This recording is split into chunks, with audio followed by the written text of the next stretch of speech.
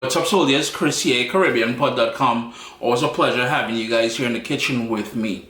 If you follow me on Instagram, you would have seen me tease this video. We are making currant roll bites, smaller versions of the classic currant roll, but we're going to use a trick to make it even quicker and faster than everything else. When you have limited space, you gotta be creative. So I'm rolling both ways. I'm trying to get it a bit wider.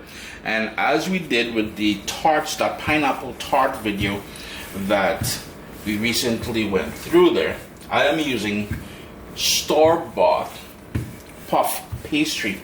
And the key to working with pastry, no matter what type you're using, a cold surface, and well forward. And you want to work fast, because as it warms up, that's when you're going to start losing all those layers and niceness that you really want in a good pastry. Head over to CaribbeanPod.com. If you want the original recipe for the pastry from scratch, head over to youtube.com/CaribbeanPod or CaribbeanPod.com. And I shared that recipe about 9 years ago. And without trying to be boastful or anything, if you look closely at the date, all the upstarts who've come up after me, let's just say I have the first currant roll recipe out there posted on the internet, yeah? Even though that recipe is 9 years old, it still gets a lot of attention. But today is just about showing you how to do a simplified or easy version. And this is why we're using the puff pastry out of the grocery store. Oven preheating as we roll this out to 375 degrees. And we're almost there. We're trying to get to sort of a rectangle, the same sort of thickness all the way through. And once again, I'm using a small rolling pin because I find it more convenient with the limitations of space that I have here. One thing I would impress on you is to make sure you can easily move it, or it will stick at some point. And this is why you need a really good forward surface, yeah? And I do apologize about the lighting. I busted one of my lights, my overhead lights this morning, so we're working with one light and not the usual two really bright lights. What I'm doing here is brushing on some melted butter.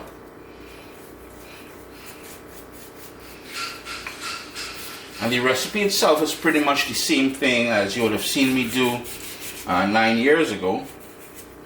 We need butter, we need currants, we need that pastry, we need an egg with a tablespoon of milk to sort of make an egg wash later on. We need brown sugar and cinnamon, and of course currants.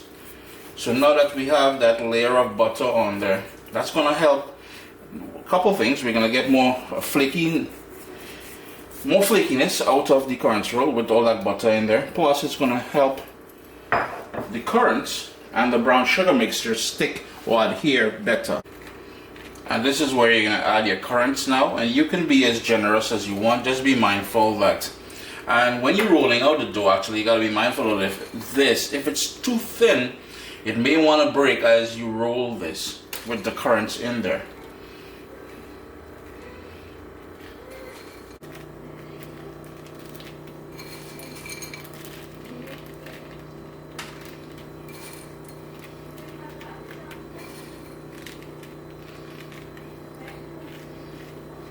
And that was 1.5 cups of currants. I'm going in now with 3 tablespoons of light brown sugar mixed together with half of a teaspoon of ground cinnamon. I do apologize for the angles at which you're going to be seeing this at, because I have limited space. That's just a fact, all right? What I try not to do is try not to go too heavy on the edges. If you notice, I'm more concentrated on the inside here, and the whole idea now is to roll this, and we will just pull back on there like so, and as you do, sort of tuck it down, and you want it nice and tight. See, nice and tight. But be careful. I know they're watching the man. You're thinking, wait, Chris, you need to visit, boy. You need a visit. But soon, I'm not just saving up all them nice things to happen over the holidays. See what? Here we go. We're just rolling. And we're rolling nice and tight. Like a cigar. Or cushion pang. Hey, it's the holidays, this is what you gonna say. We're going nice and tight, alright? Now I know for a fact that it's too long for my baking tray, so I'm just gonna cut one in half. Well, the one in half. And I went ahead and I pinched the ends already, and I'll just show you what I did. Just pull that down, pinch it, and sort of tuck it under. They're on the baking tray now, a cookie sheet. And what I forgot to mention is the seam side is going to be down. You want that to be down. If you expose it to the top, it's just going to open up and all kind of weird things going to happen there. We're trying to avoid that. It's a drama-free holiday season. And what I got here is the egg wash now, which is 1 egg with a tablespoon of milk. You don't need the milk, but I want just, you know, I old school like that. I put in that milk in there as well too. La pesseterie, what do you call it? Hey, French trained. Don't study me now. I've been to France. I didn't go and learn no baking over in France. But anyhow, we concentrating on the Caribbean right now, and our best currant roll.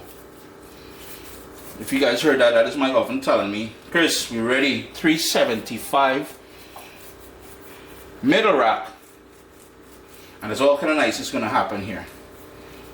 And while my previous recipe I didn't do this, I'm gonna hit them a little pokey poke on top here. I want some of that steam to vent out.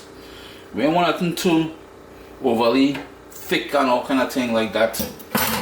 Into the oven now, alright? It's been 25 minutes in the oven, and I'm just gonna hit them a little butter, and I'm gonna go back into the oven just for about 2 or 3 minutes, and that's it. As we wait for them to cool down before we slice through it, we saved a lot of time by using that pastry, that puff pastry we got at the grocery store. If you wanted to make the pastry from scratch, head over to CaribbeanPot.com. The original recipe for currants roll is there. A couple things I want to impress on you guys: line your tray with parchment paper if you want to have an easy cleanup after. 2, allow it to cool before slicing through. And 3, this is a small version. This is a tiny version. Usually it's a bit bigger, it's a bit wider and taller, bigger circumference. It will cook a little bit faster, but keep an eye on things. It took about 30 minutes for me, just under 30 minutes, but keep an eye on the cook time versus when we did it from scratch and a bigger log. I would want to impress on you to use a serrated knife. That's what I'm using. It's going to be a lot easier. And wait till it cools down a bit first, and all you're going to do is slice them about a centimeter and a half apart, or a bit on the bias here, just to be able to better see. Let me show you that. Just look at that niceness there, man. Sup, soldiers? Listen, if you enjoy this recipe, I'd really appreciate it if you hit subscribe and click that bell notification thing. If you've made the recipe, take a picture and send it to me. Email address down here. I mean, trying to tell people the email address, them butts will take the address and do all kind of thing with it. And tag me on Instagram at Caribbean Pot. I really appreciate you guys, and thanks for being in my kitchen with me today. Irie.